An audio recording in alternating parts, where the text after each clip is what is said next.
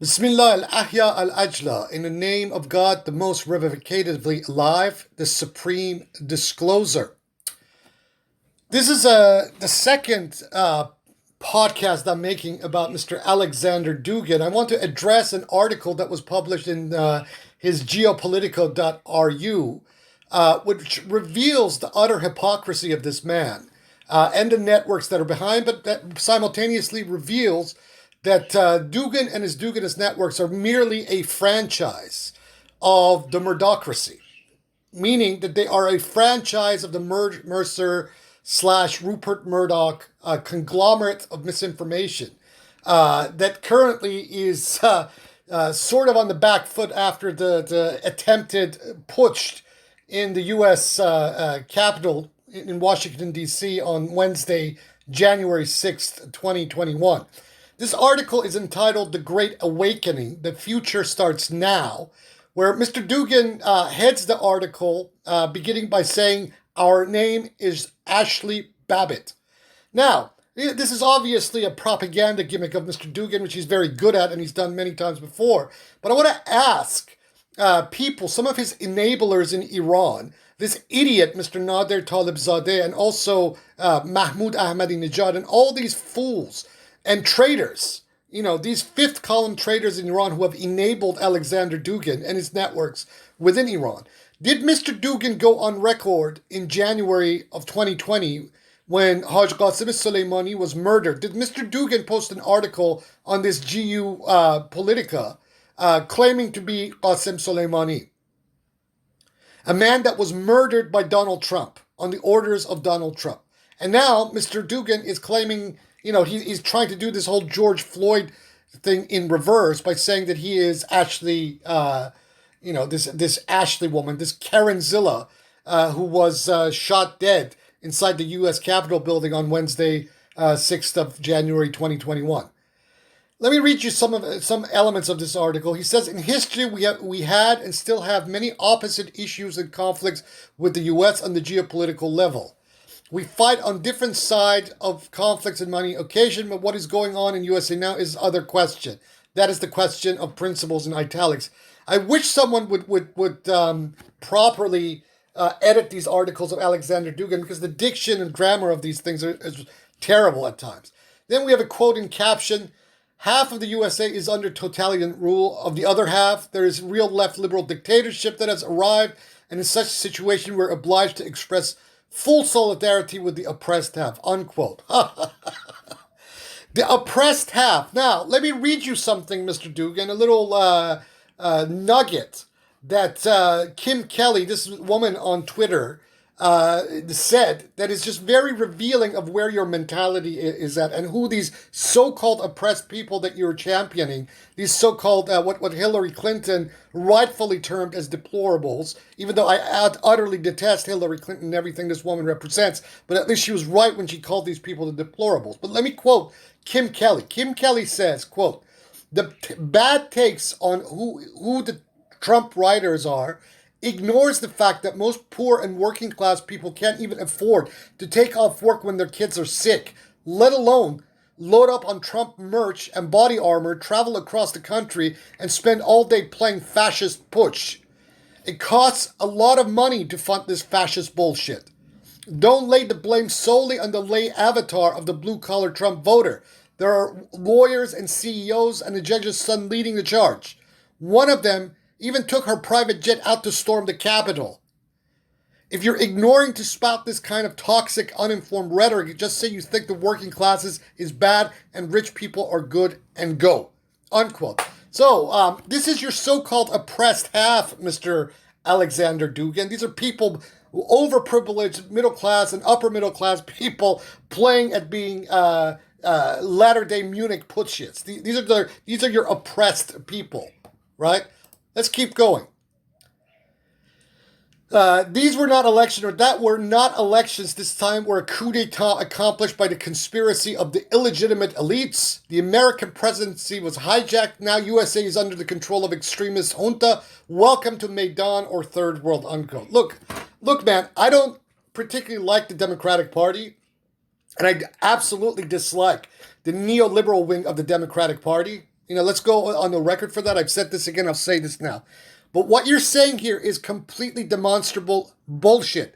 Mr. Dugin, if you have evidence, since you are so close to the halls of power in the Kremlin, if there is evidence of voter fraud in the United States, it behooves you and the government of the Russian Federation to present this irrefutable, verifiable evidence in your media outlets. I would like to see this evidence. If this is the case, this is awesome. Then you have proven your argument for all posterity that election was rigged.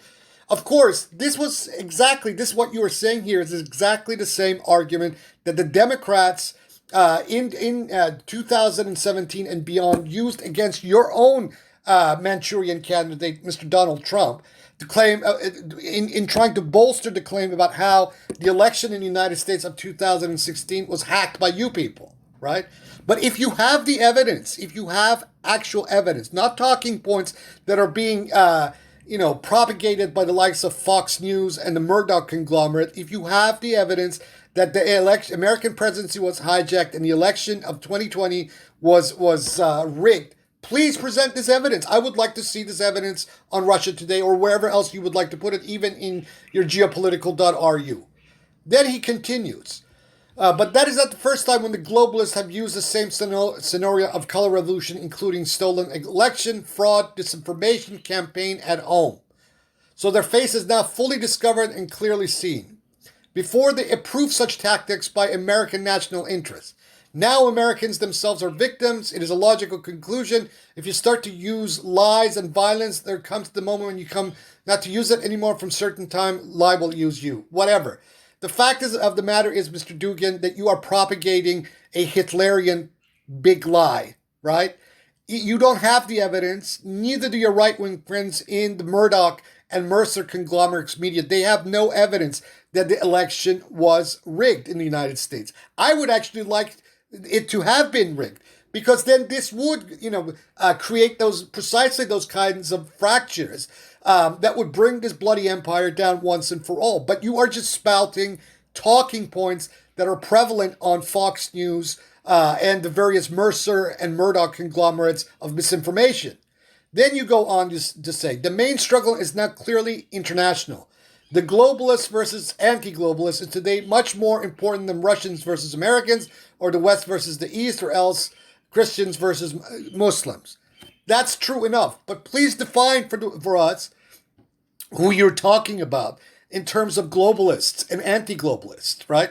Because the fact of the matter is that the very platforms that have provided you your megaphone over the last 20, 30 years, and particularly those who are behind you, funding you in Russia itself, these various Russian oligarchs, like Malofeev, etc., these people themselves, because their capital is spread and their money and investments are spread around the globe, are themselves globalists.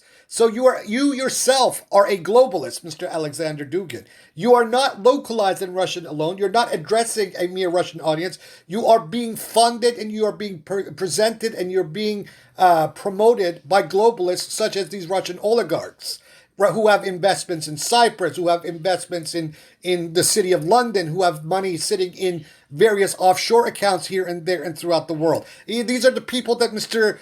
Vladimir Putin, your president, hasn't actually managed to muzzle or stifle, despite the claims by some of your diehards that Putin actually put away all the Russian oligarchs. Now, if these were globalists, right, and you weren't part of that same globalist train that you're decrying here in this disinformation campaign of yours, very well and good, we would all be on your side. But the fact is that you are a hypocrite when you say things like that. Now, define who the anti-globalists are.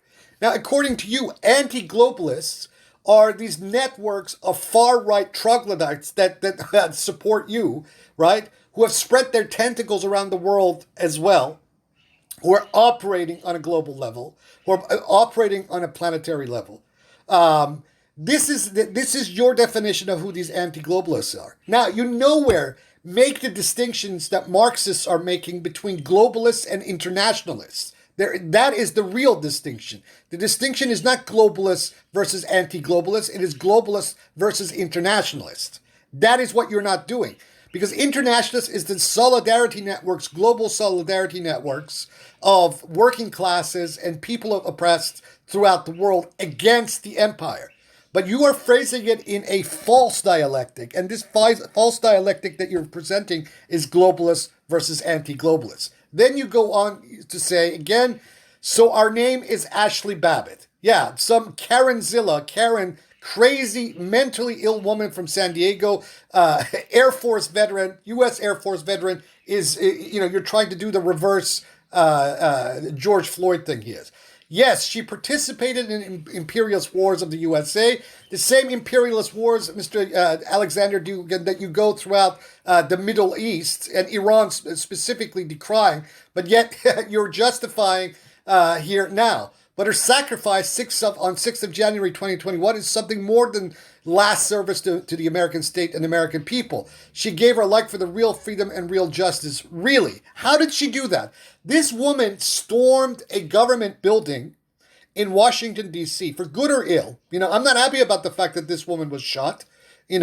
I feel for her family. I feel for her husband that she's left behind. But what this woman did was irresponsible. She pushed the envelope and she was shot, and she's one person. Now, we know very well that every time there has been demonstrations in the Russian Federation outside the Kremlin, that your police forces have done far worse to demonstrators and protesters outside the Kremlin than what happened to this woman. I want to know what would happen to individuals who attempted to climb over the walls of the Kremlin and into that complex itself. What would happen to them? What would Russian security forces do to these people if they tried to climb over the walls of the Kremlin? It would be a massacre, and you know that yourself. So this is a hypocrisy on your part, where all of a sudden you're Ashley Babbitt. Why are you not Alexei Navalny? You say you're Ashley Babbitt, but not Alexei Navalny, a fellow Russian who was poisoned by your FSB. Then you go on to say, yes, she participated in the USA, but her sacrifice of January 21. She gave her life for the real freedom and real justice. I don't think so, Mr. Dugin. This woman, as Maulana Rumi, Jalaluddin Rumi, said in one of his very famous salacious poems in the Masnavi, was a Shahid Kirakhar, a martyr to the penis of a donkey. This is the verses of Jalaluddin Rumi. That is what Ashley Babbitt is. She's no martyr. The real situation that this woman was a Shahid Kirakhar, a martyr to the penis of a donkey. And freedom and justice are universal values. Indeed, it's good to see you that are now subscribing to also the liberal values, right? Because it is liberalism that claims that freedom and justice are universal values, Mr. Dugin. That's very interesting. You're suddenly jumped on the liberal bandwagon after years of decrying it. And then you go on to say Russian as well as American, Muslim as well as Christian, Western as well as Eastern, unquote. Then quoting captions in the article, our fight is no more against America. America we know doesn't exist anymore. The split of American society is henceforth irreversible. We're in same situation every way inside of U.S. and outside.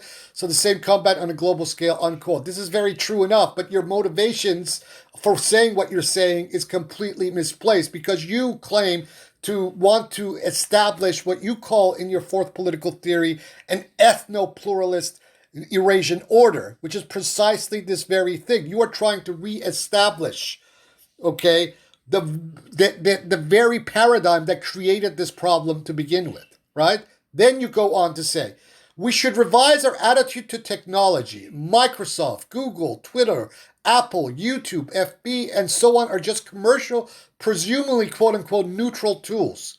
They are ideological weapons and machines of surveillance and censorship. No kidding. We need to destroy them. We need to accomplish the great exit from technosphere controlled by globalist madmen. That is open question whether dismantle the technic in general eco-solution that we should not discard or decline too hasty, or develop independent networks free from the control of ideologically biased and ideologically impregnated feder.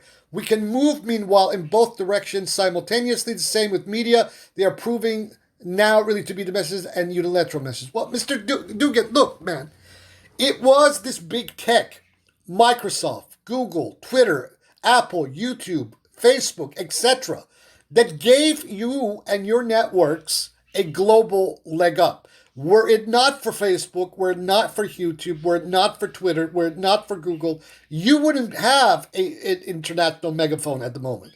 So this is the problem with you, is that whenever a situation arises that is disadvantaged to you because you have pushed the envelope too far, These are the kind of nonsensical things you say. But you and I both know that were it not for big tech, that you wouldn't be anywhere. You wouldn't have anywhere near the popularity that you enjoy at the moment, right? You and the Russian Federation and your army of hackers and trolls in 2016 fully utilized the power of the platforms of Microsoft, Google, Twitter, Apple, YouTube, Facebook, etc., to precisely, create that situation that put this monster of yours, Mr. Donald Trump, into power in the first place, right?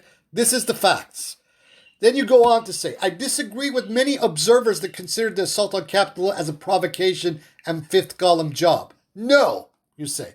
That was symmetric response of the other half of America totally humiliated by stolen elections and shameless fraud of Democrats. The Trumpists have shown that there is no left liberal privilege to organize mimetic wars and to use violence for political ends. I don't disagree with you on that necessarily. Then you go on to say, if you start to use violence, you should await the same response. And then, this is the clincher, Antifa and Black Lives Matter started the riots.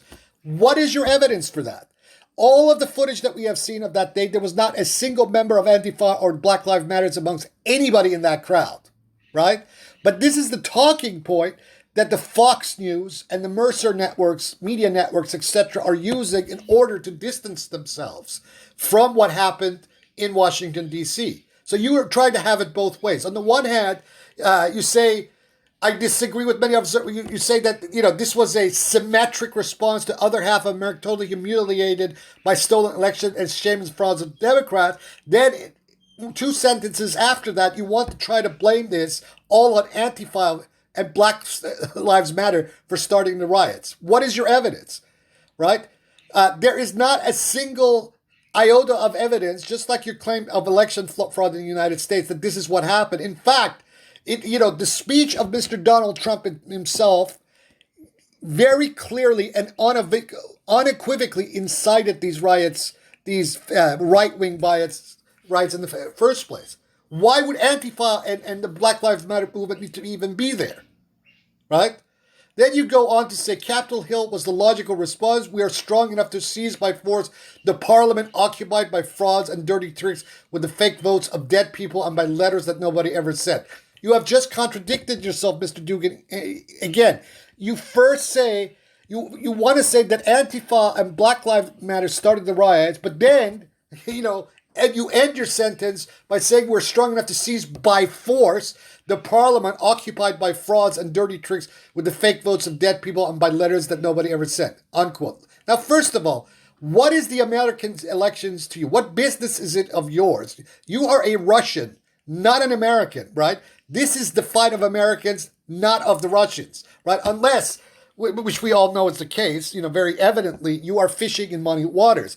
But while you are fishing in muddy waters, what you're doing is actually promoting the talking points of Rupert Murdoch and your friends amongst the Mercer family. That is what you're doing here by saying nonsense like that. These are their talking points. So while you're sitting here decrying big tech and the evils of the American empire and the evils of corporate Wall Street interests, you're actually repeating parrot fashion what these people are actually saying about what happened in D.C.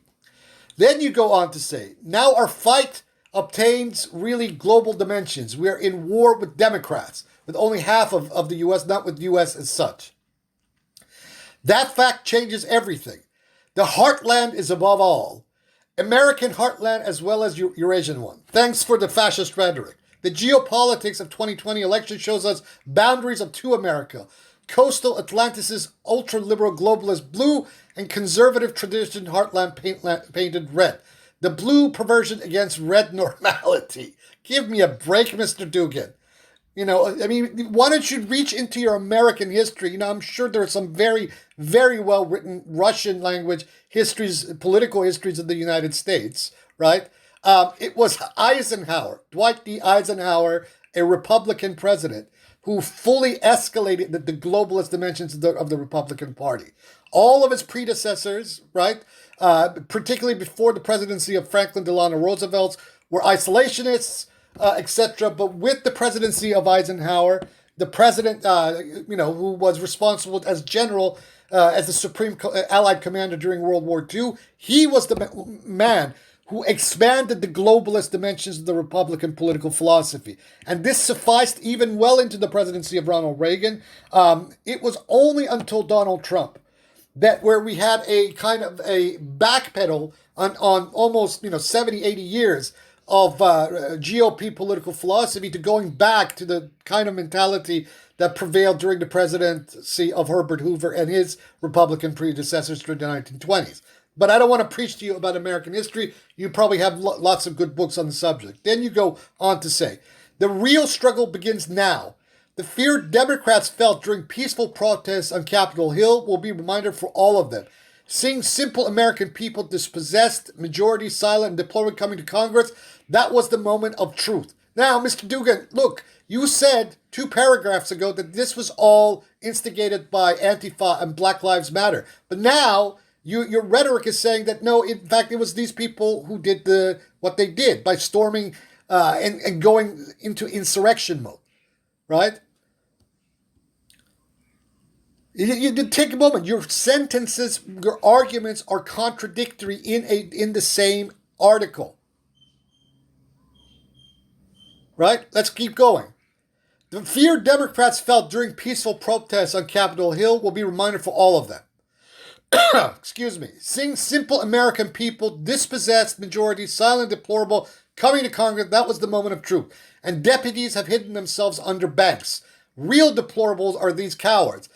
I don't disagree with you. Yeah, the banking class, the financial class, yeah, these motherfuckers are the real deplorables. No, you won't get any debate from me about that. They grasp in this marvelous moment that they are no more safe anywhere. Welcome into our skin. From now on, Democrats will be attacked worldwide.